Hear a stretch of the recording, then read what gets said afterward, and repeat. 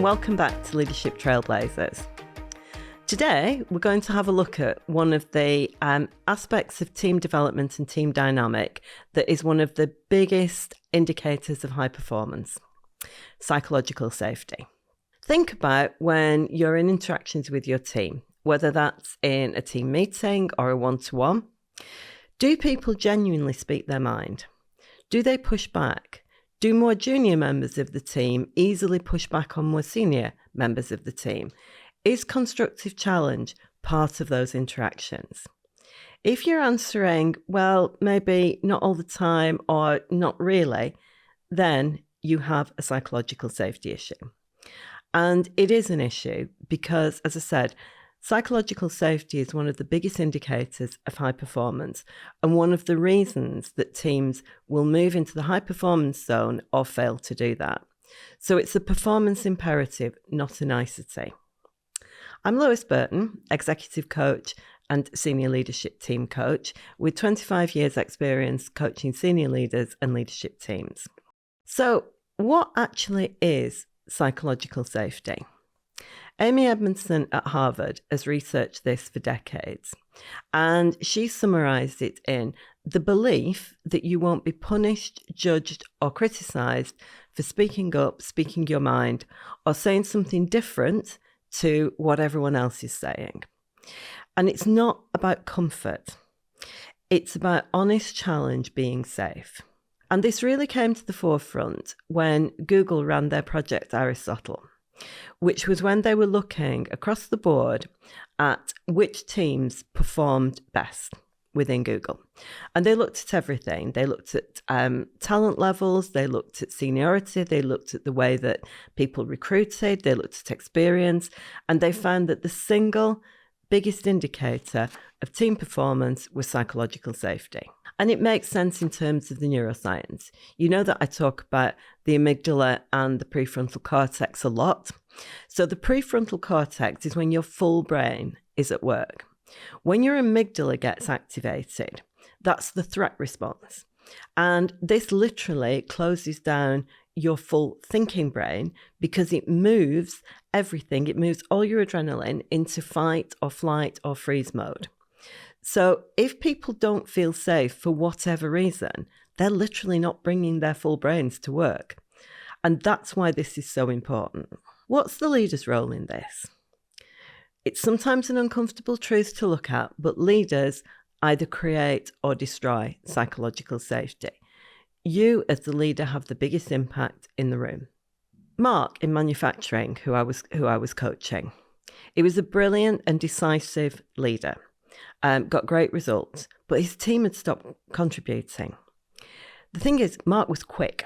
He was a very quick thinker. He was decisive. He made decisions like this, and he was usually 3 steps ahead of everybody else in the room. So when they were in meetings, he got the answer while everybody else was still thinking. And that became the mindset of the team. There's no point in contributing because Mark's already got there.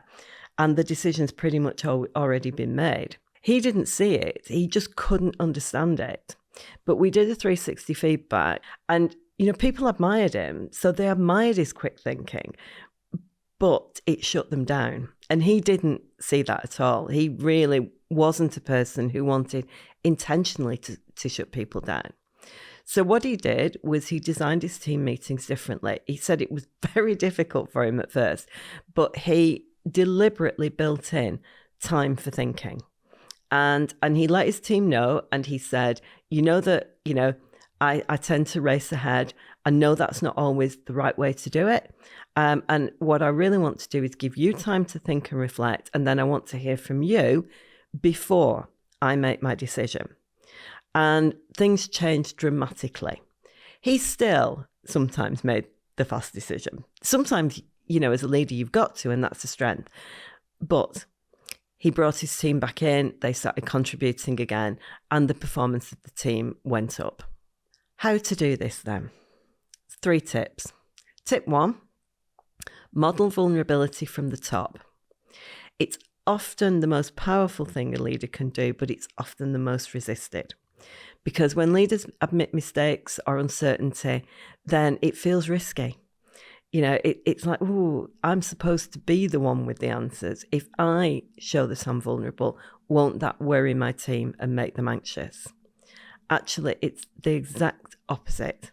It gives everyone permission to say they don't know, to ask for help, to say, I'm not quite sure about this. What does everybody else think? So, in a practical way, one of the things you could do is in your next team meeting, share what you got wrong this week. Say, this didn't quite go according to plan. What does everybody think that we can learn from that? And what could we do differently next time? Ask genuine questions and be prepared to say, I don't know. Because the team watches how you behave. And when things are imperfect, then if you're modeling that vulnerability, they know that they are safe to do the same, and that calibrates the safety accordingly. I'm going to be going on to the next 2 tips, but if you're interested in delving into this topic more deeply, I am going to be doing a free mini masterclass on the 1st of July at 1 p.m. It'll just be half an hour, but we'll have time to really go into this in a bit more depth. Details will be in the show notes, and I'll also share them on LinkedIn. So the sooner you sign up, then the better that will be. Tip 2. Respond to challenging mistakes as a coach rather than a leader. What does that mean? It means if you're challenged, do you get curious or do you get defensive? If a mistake's made, do you ask, what can we learn, or whose fault is it? The team continuously updates how you respond to challenge. And if you can respond to challenge with genuine questions, then again, this calibrates the safety accordingly. But they do continually update.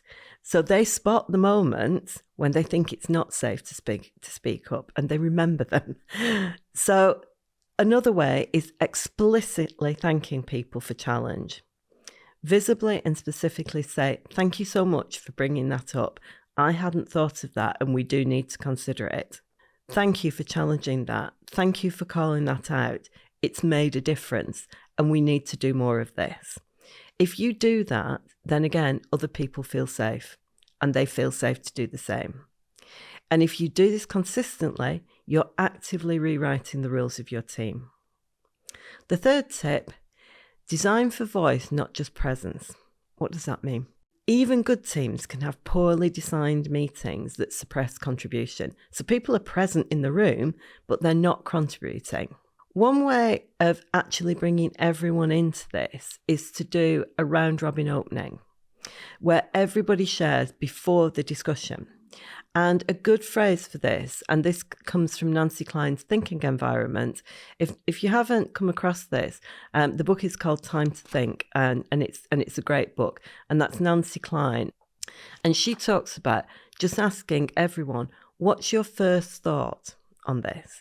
So that people know this isn't kind of the end point. This doesn't shut down discussion, but people are able to share their first thought, and you go round the table and you make sure that everybody speaks. This normalizes multiple voices, and then you can say, now we've heard everyone's first thinking, what's your thinking now?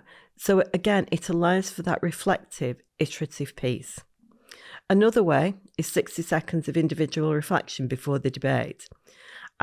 One of the mantras, and I learned this when I was doing my coach training, is jot, pair, share.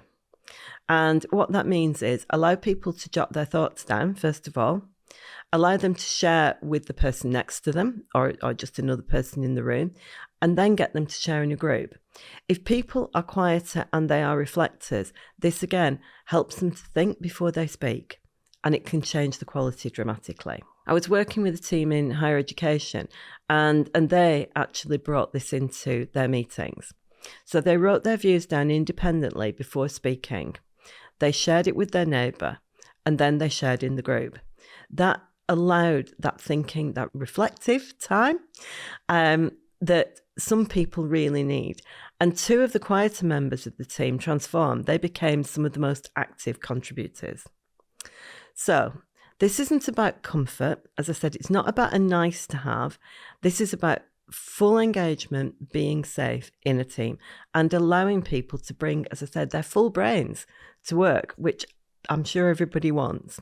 In terms of the tips, remember to model vulnerability, respond as a coach by asking questions, being curious and thanking people for challenge, and design for voice, not just presence.